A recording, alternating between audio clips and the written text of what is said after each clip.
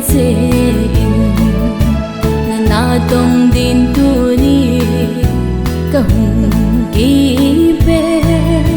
na ba choi la sang ting na thu pha se ta nge dam na ka nei lai sung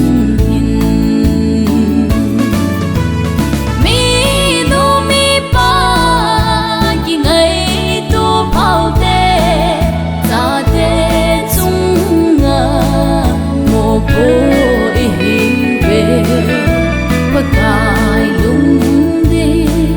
hin khu măng te hát lên đi khu về và đinh ai ta hin khu trong cha hi pagkai gia đình phật thế ngu te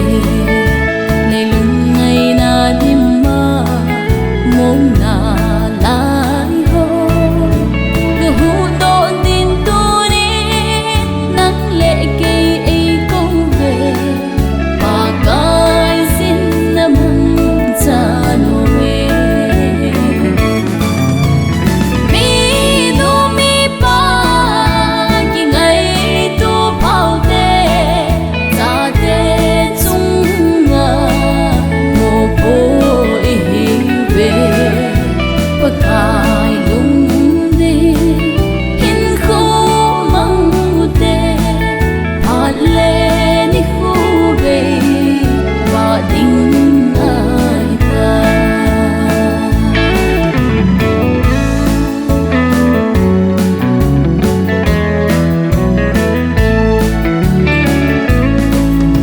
Palung hay na in sung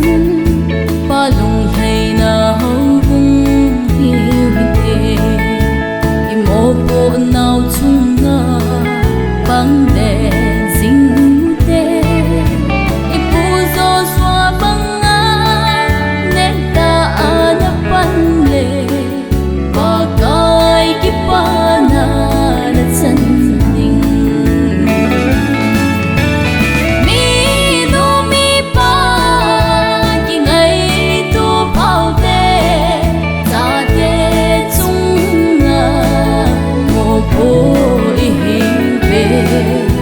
Pagkai lung đi